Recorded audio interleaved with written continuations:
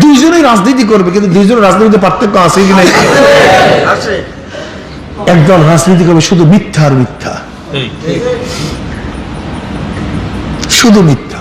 মিথ্যা বলা তো হারাম, কবিরা গুনাহ। মিথ্যা বলা কি একেবারে ডাইরেক্ট কবিরা গুনাহ, হারাম কবিরা গুনাহ। যদি কেউ মিথ্যা বলেন, আকবারুল কাবায়ের অর্থাৎ কবিরা গুনাহ যতগুলি আছে এর মধ্যে সবাই বলছেন যে মিথ্যা একটা কবিরা গুনাহ। আল্লাহ পাক কালামে পাকের মধ্যে ফরমান, ফাস্তানিবুর রুসসা মিনাল আওসান ওয়াস্তানিবু কাওলা যুর, তোমরা মূর্তি পূজার অপবিত্র থেকে নিজেকে বাঁচায় রাখো। এর সাথে সাথে কি আছেন, ওয়াস্তানিবু কাওলা যুর, এবং মিথ্যা বলার থেকে নিজেকে নিরাপদ রাখো, মিথ্যা বলার থেকে পরহেজ করো, মিথ্যা বলিও না।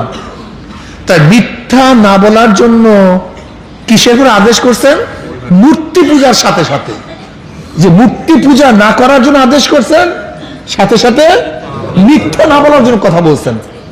ফাস্তানিবু রিসসা মিনাল আওসানি ওয়াস্তানিবু কাওলা যুর। আপনি বুঝেন মিথ্যা কত বড় মারাত্মক? অথচ দেখা যাচ্ছে আমরা মিথ্যা কথা বলি। আমরা কি বলি? মিথ্যা কথা বলি। আল্লাহ পাক কালামে পাকের মধ্যে ফরমান, আল্লাহ পাক কালামে পাকের মধ্যে ফরমান, ফাযাকুমুল্লাহুল খিজিয়া ফিল হায়াতিদ দুনিয়া। আল্লাহ পাক রব্বুল আলামিন তাদেরকে আচ্ছাদন করিয়েছেন অপমান, অপদস্থ দুনিয়ার মধ্যে। কি আচ্ছাদন করিয়েছেন? অপমান, অপদস্থ, লাঞ্ছনা। কি বলার কারণে? মিথ্যা বলার কারণে। আযাবুল আখিরাত আকবার, এবং আখিরাতের আযাব, শাস্তি তো অনেক বড়। লাউ কানু ইয়ালামুন, যদি তারা জানতো। নিশ্চিত যারা মিথ্যা কথা বলে, নিশ্চিত যারা মিথ্যা কথা বলে, আল্লাহ পাক রব্বুল আলামিন তাদের উপরে দুনিয়াতে আযাব দেন এবং কি করেন? অপমান, অপদস্থ করেন। কিসের মধ্যে? দুনিয়ার মধ্যে। এবং আখিরাতে তাদের জন্য রয়েছে বহুত বড় শাস্তি, যদি তারা জানতো। প্রিয় ভাইয়েরা আমার, আমি বিশ্বাস করি মিথ্যা অপবাদ দেয় যে চরম না এইটা করছে সেইটা করছে। আমি বিশ্বাস করি কোরআন বলে নিশ্চয়ই আল্লাহ পাক রব্বুল আলামিন দুনিয়ার মধ্যে তাদের জন্য রাখছেন অপদস্থ, লাঞ্ছনা।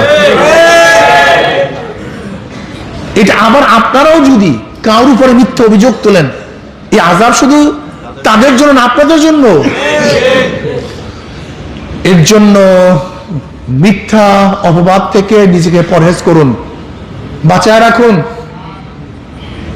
মিথ্যা অপবাদ দিয়েন না, হুট করে কারোর উপরে মিথ্যা বলিয়েন না। অনেকেই আমরা মিথ্যাকে মিথ্যা মনে করি না, অথচ মিথ্যা একটা কবিরা গুনাহ। মিথ্যা বলবেন না, এটা বলা ঠিক না।